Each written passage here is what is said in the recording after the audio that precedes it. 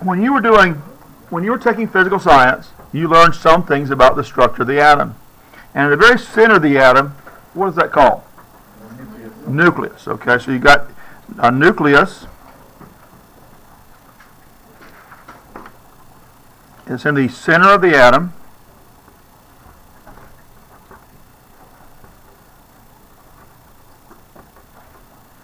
All right, and what kind of particles do you find in the nucleus?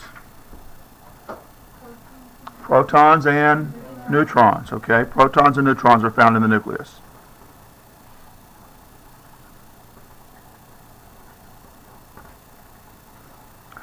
All right.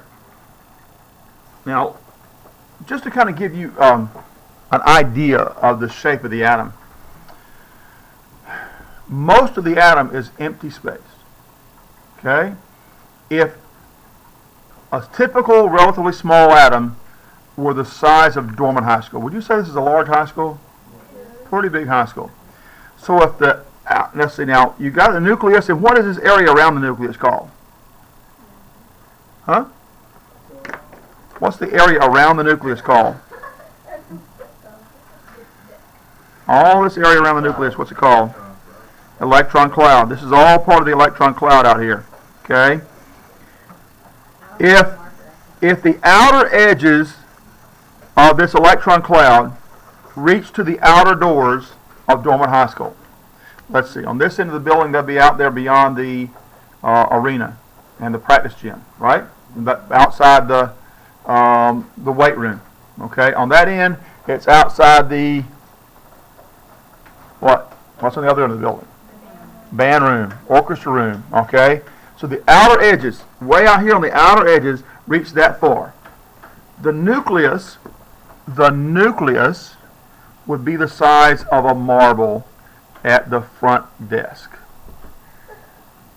That's how small the nucleus is. Okay? It's kind of on the same scale as our solar system. If this were the outer edges of the solar system, what's on the outermost edges of our solar system? Pluto. Well, Pluto used to be a planet, but now we don't call it a planet, but we could call it the outer edge of our solar system, okay? Then our sun, by comparison, would be even smaller than if the size of the solar system were the size of our school, okay, then the sun would be the size of maybe about a baseball. It's a little bit larger than the nucleus is by comparison, okay? So it's kind of like that same sort of scale, all right? A lot of space in here, all right? Now, in the nucleus, we have neutrons and protons. Let's define what those are for a minute. Neutrons are called neutrons because they have no charge, okay? That's the reason we call them a neutron. Neutral, no charge. Okay, so no charge. That's an electrical charge. Okay, but it has a mass of 1 atomic mass unit. 1 atomic mass unit. We used to symbolize atomic mass unit AMU, but now we just simply use the lowercase letter u. Okay. 1 AMU, 1 atomic mass unit. And the symbol we use to represent a neutron is simply a lowercase m. A lowercase m, n, I'm sorry, not m, n. Okay? A lowercase n. Alright? Rose, it'd be really good if you were taking notes on this. I did a little bit. Okay? Alright. The other thing we have in the nucleus are protons, you guys said, and that's correct. Protons. And protons do have a charge. Okay? Huh? I'm going too fast? Slow down for you?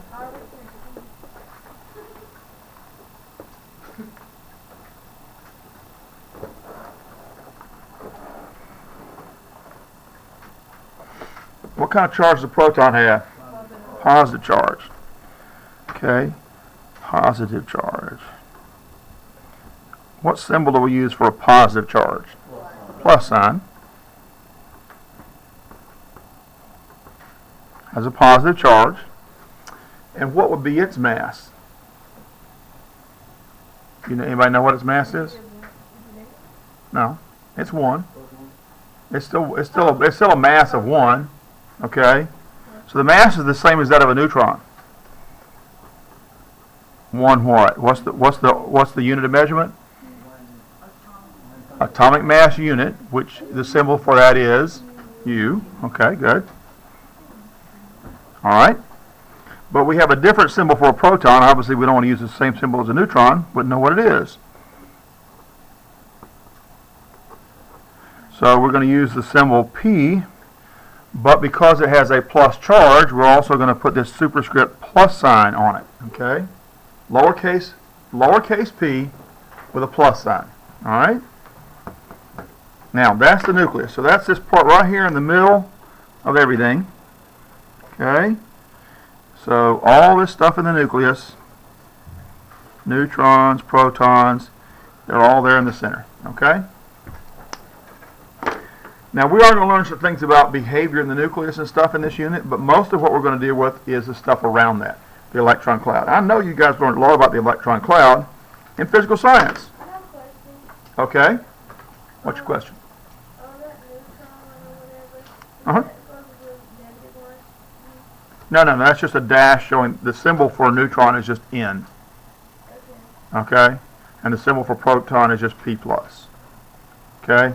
Here, I'll help you out. How's that? That make it easier to understand what we're doing here? Yes, thank you. You're very welcome. Okay?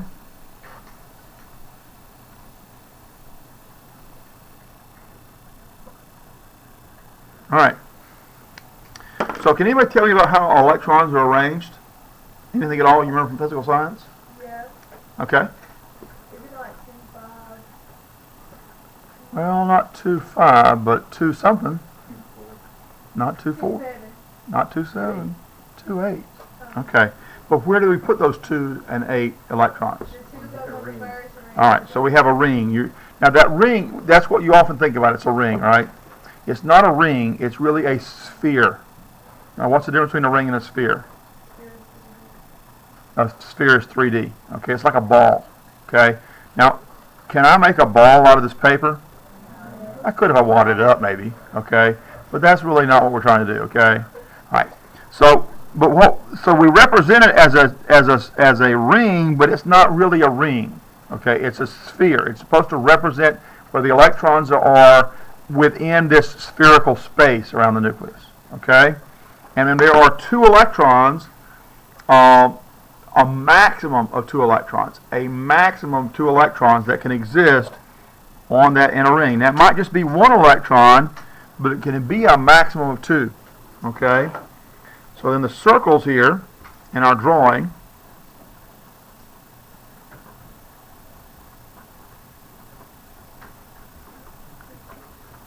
spheres,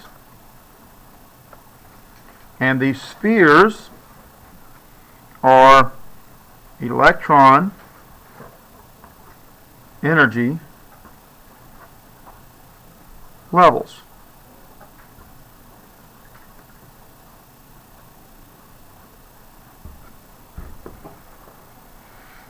And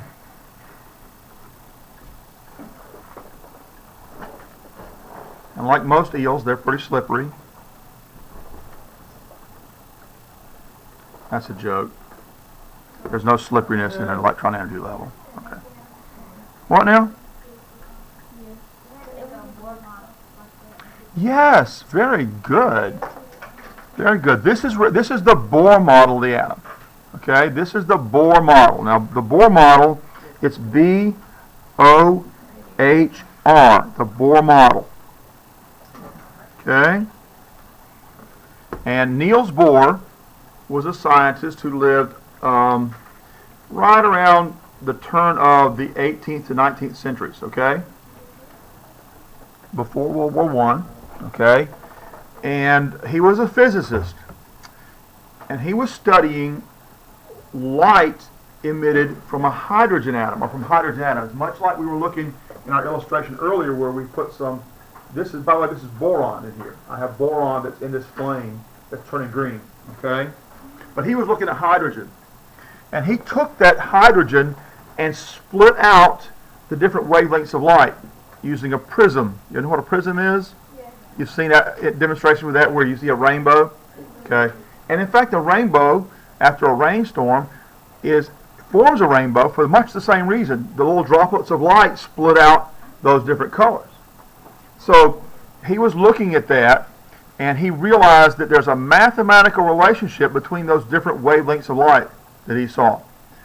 And his theory then, or his proposed model really, I guess it became a theory, but I'll talk about that in a second, was that these electrons could only exist in certain specific energy states and nothing in between.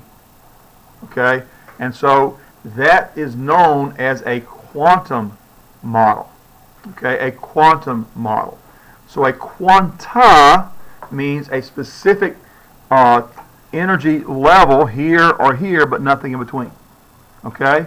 So the energy of those electrons went up to here, and then up to here, and then up to here, but there was nothing in between those steps.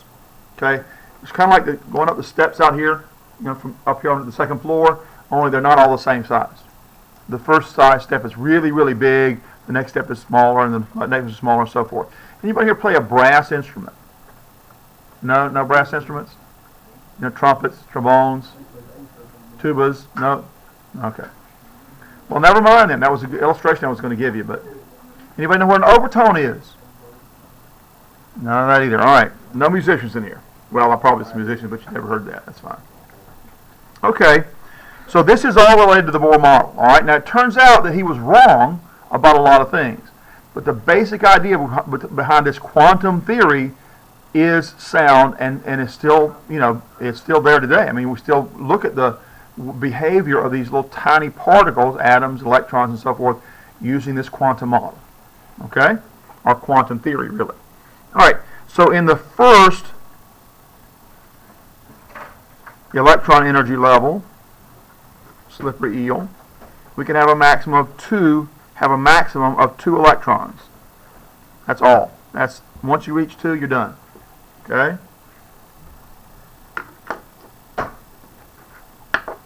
And as we said a minute ago, in the second electron energy level, we can have a maximum of 8 electrons.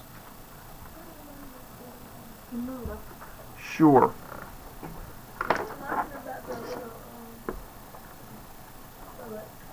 What now?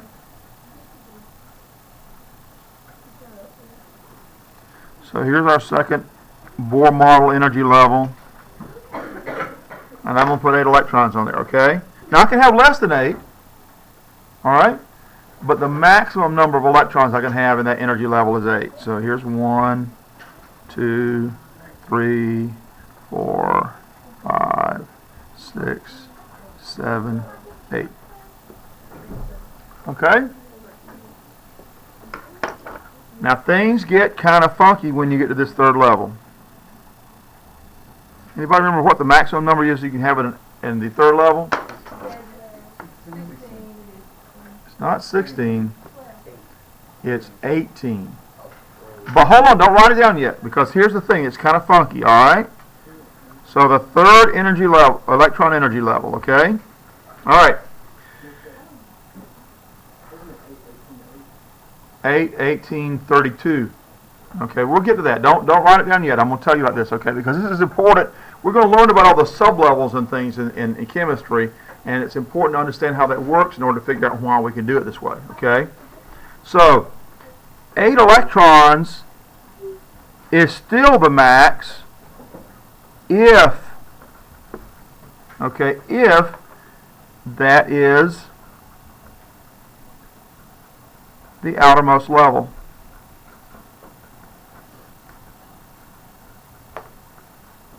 Okay?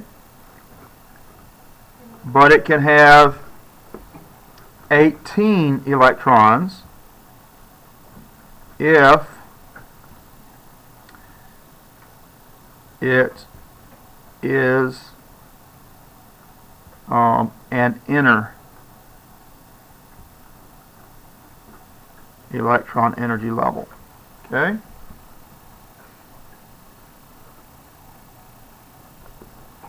So it's still 8 if that's the last energy level there. But if there's another energy level outside of it, I can put 18 in there. Does that make sense? All right. Fourth energy level. Fourth energy level. All right, it gets even funkier here. Wait, come out. All right.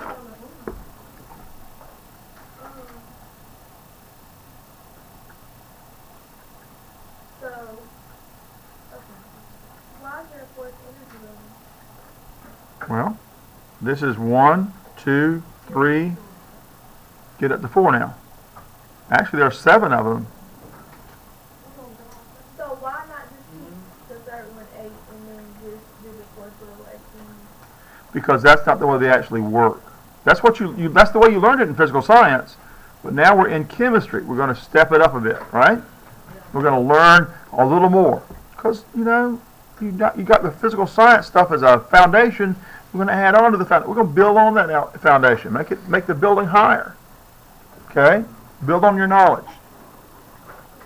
All right, so the fourth electron energy level.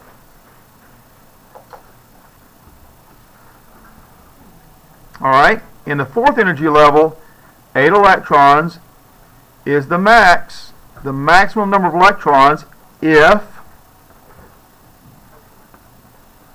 that is the outermost level.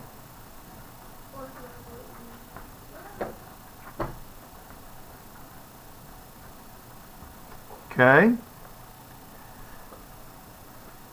18 electrons is the max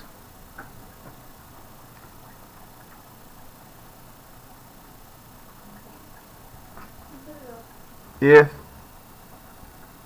the fourth energy if the fourth level is the next to last and 32 electrons if it is or let's say it has 2 or more levels above it.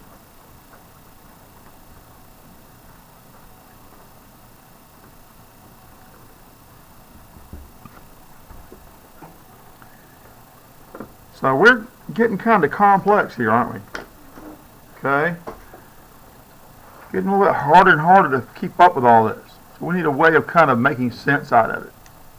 And that's what we're going to be doing in this unit. So, fourth level. This is the last one we're going to That's what we're going to talk about here. Because after the fourth level, all the others that follow it behave the same way. Okay, the fifth and sixth and seventh levels all behave the same way. Okay? Got that? Yeah, I can wait a second. Sure.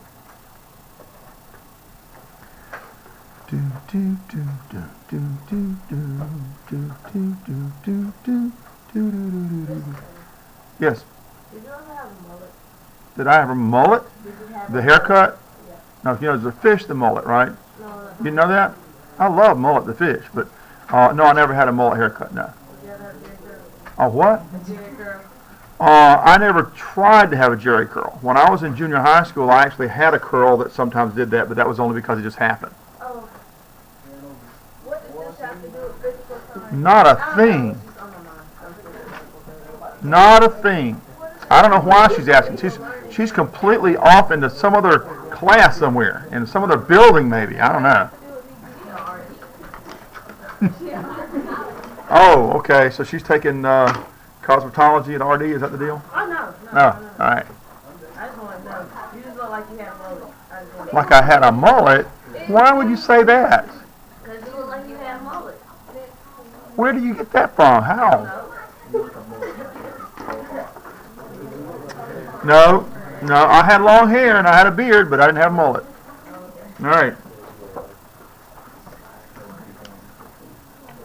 Now, so we've talked about 32. Yes, 32 is the maximum. if it has 2 or more levels above it. Okay? Alright, so back to our demonstration with our green flame over here. We said that was boron in there. Okay? Who is boron named for? Bohr. Okay? Well, boron over there glows green because the electrons are being excited by the heat energy. Okay? And they're jumping levels. They're jumping up levels, and when they fall, and the reason they jump up levels is they're absorbing energy. Anybody play a piano? Who plays the piano? Raise your hand. All right, good. Have you ever opened the top of a piano and plucked one string, and then put your finger on that one string? On a piano? Yes. And what happens when you do that? Huh? We try this. Listen, try this sometime. Open a piano and pluck somewhere in the middle. It's easier to hear it in the middle. And just you got in the middle. You've got 3 strings that are all the same note. Okay. Just pluck one of those 3 strings, and then take your finger and put only on that string and stop it from vibrating. You'll hear.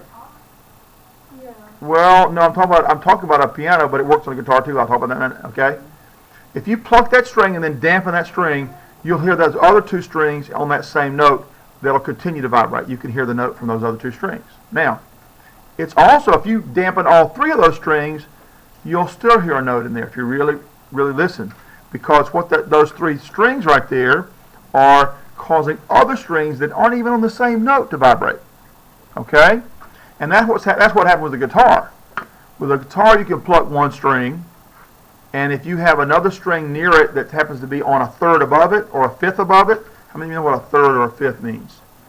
No? You do. Okay. So a third or a fifth, you'll hear those other strings vibrate if you dampen it and listen really, really carefully. Okay?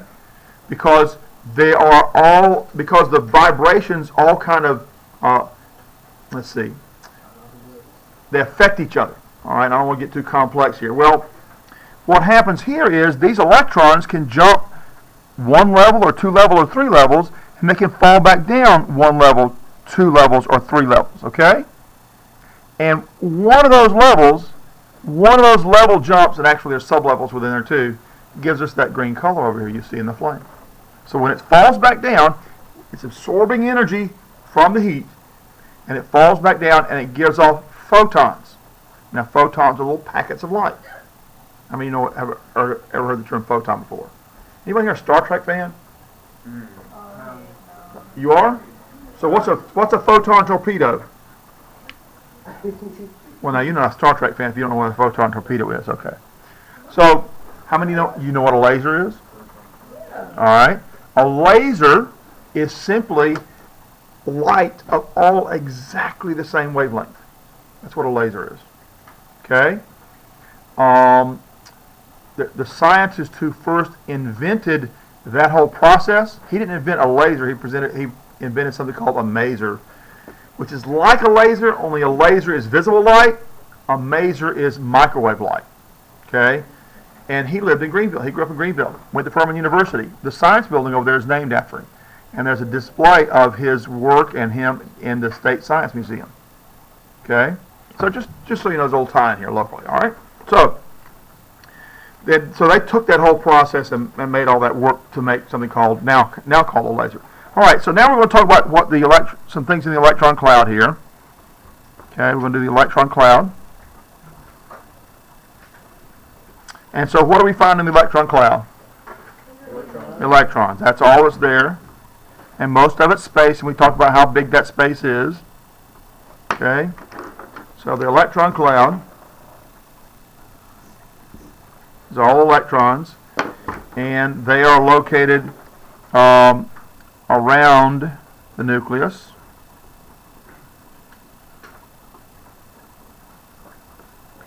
All right? And then electrons themselves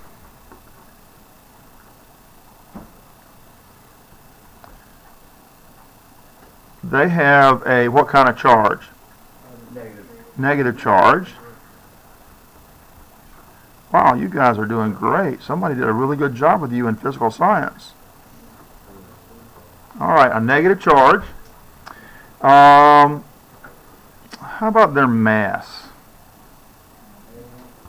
Actually, there's no such thing as negative mass.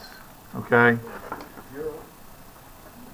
Virtually zero. Let me explain what I mean by that. Virtually zero. What are you guys breathing right now? What kind of? Actually, we're breathing all kinds of gases. Oxygen just happens to be the second most abundant. The most abundant gas in our atmosphere is nitrogen. So you're breathing in gases. And what's the mass of gases? Well, it's by comparison to solid stuff like this desktop or your desktop or the floor you're standing on, their mass is much, much smaller per unit of volume. Okay? But now, in addition to the gases you're breathing in, there's dust in the air. So you're breathing in some dust. And gross as it may sound, you're actually breathing in some dead bugs too. How many of you ever noticed in a sunbeam shining through the window, the little specks of light in there? You ever notice that? That's those little dust specks and little dead bug specks and things like that that are reflecting that light. Okay? Now, how much do those little specks weigh? Could you weigh it on a balance? No. You couldn't even get it to move, could you? Not with one of those on there. Well, the mass of an electron is so small compared to that of a proton and a neutron, we kind of ignore it. It actually weighs something in the order of 2,000 times smaller. Okay? But so we kind of ignore it. Okay? So we're going to say, even though it's not true, because it is so small and we can just about ignore it, we're going to say that its mass is 0. Okay? 0 U. And we could say it's 0.00002 U. Okay? But it's just like we can ignore that. It's so small. Okay? Got it? All right. It has a negative charge then. It has a mass of U, and its symbol, and because Jamila didn't like the dash I put on there earlier, we're going to put an arrow and say it's an E with a negative, sort of superscript negative. Okay? Superscript negative.